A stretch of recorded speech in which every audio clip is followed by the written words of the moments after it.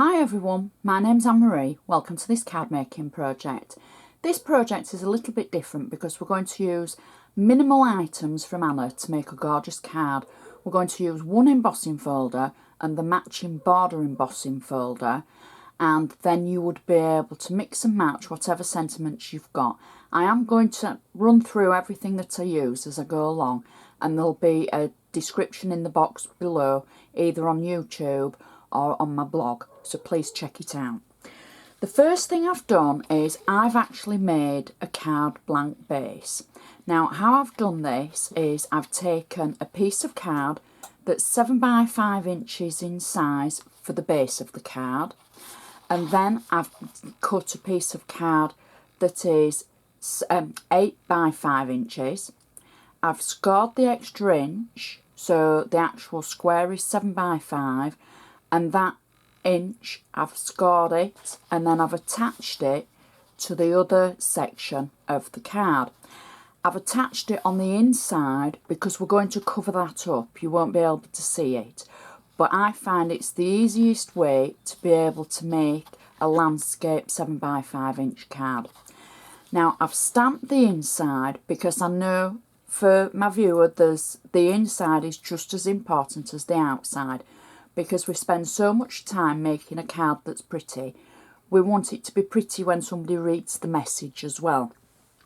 So I've stamped it using one of Anna's 22 clear birthday stamps, and I've actually centred it, because then what I've done is, out of Ivory cardstock, I've run my cardstock through in an embossing folder, and the embossing folder that I've used is from the collector's edition, and it's the Jolie lace.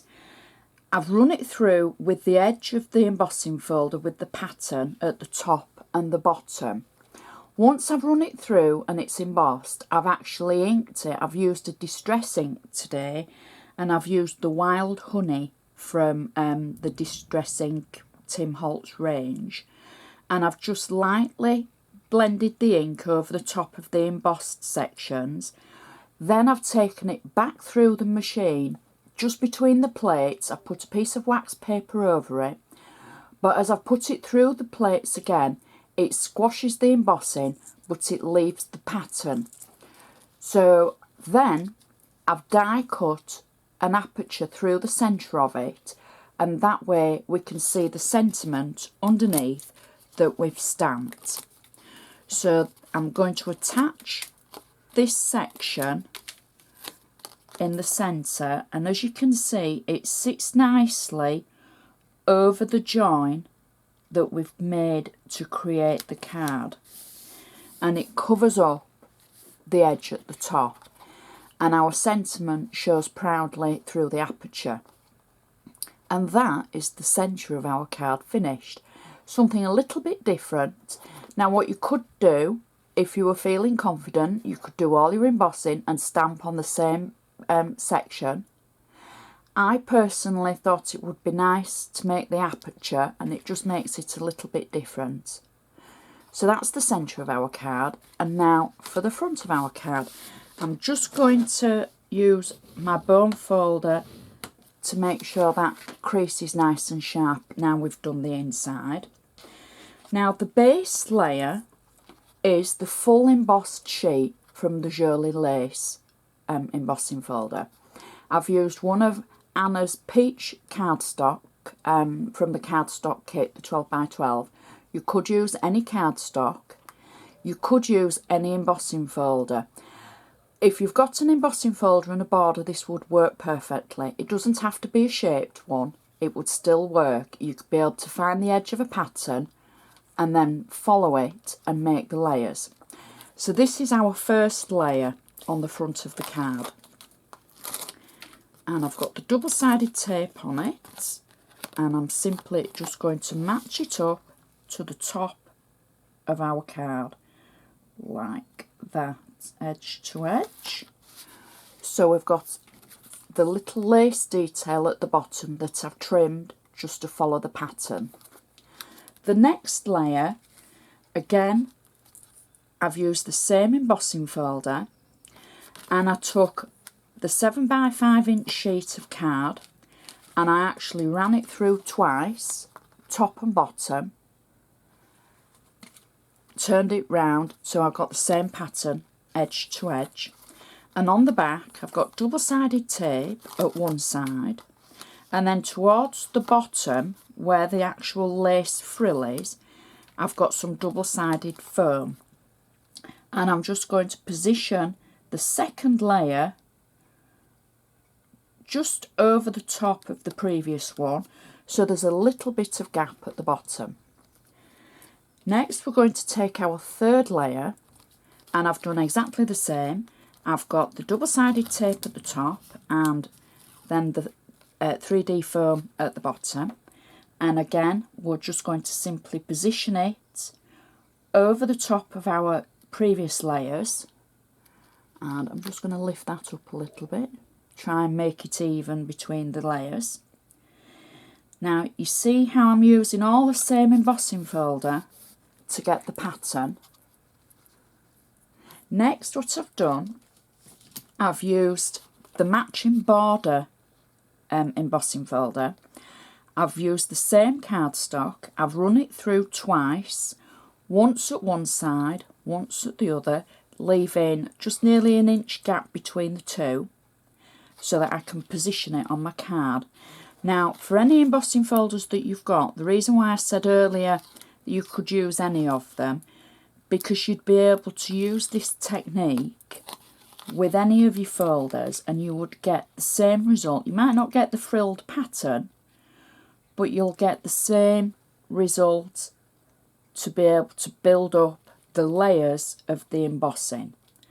So we're simply placing that over the top of our card, and we're just going to trim the excess away like so. So next we're ready for a sentiment. What I'm going to do is, because my sentiment is a little bit different, I'm going to place a piece of ribbon onto the card first.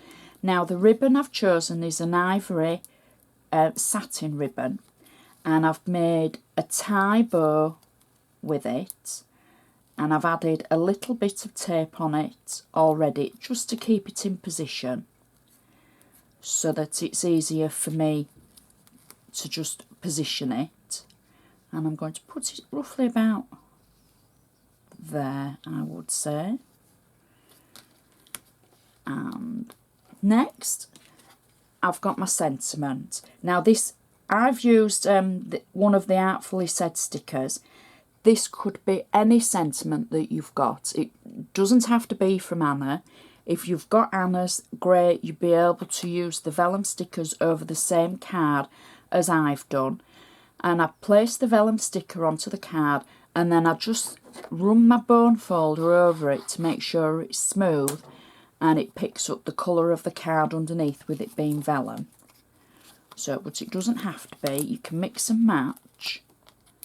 So I've got flat tape on the back of this, and I'm simply going to position it over our bow that we've just added, like so. And then to finish it off, I've got an Ivory tied bow that I've made, and I've got foam on the back of that, just on the back of the two tails, and I'm just going to place that at the top of our ribbon tie bow, like so, and press it down. There we go, and that is our card finished. So that's minimal ingredients to make a gorgeous card. You'd be able to layer your own embossing folder and make the same. Doesn't have to have the frill. I think the frill adds to it, so if you've got one that's got a shape on it, then that would be great. And that's our inside. It stands up nicely, and it's a little bit of a different shape to the normal 7x5 that we have opening the other way. So it's a very pretty card, easy to make, and you'll be able to use any of your stash for that. So I do hope you've enjoyed watching this. If you've got anything to say, please feel free. Please click that like button. Check me out on Facebook, you know, request to be my friend, because I love hearing from you. And I'd just like to say thank you so much for watching, and I'll see you next time.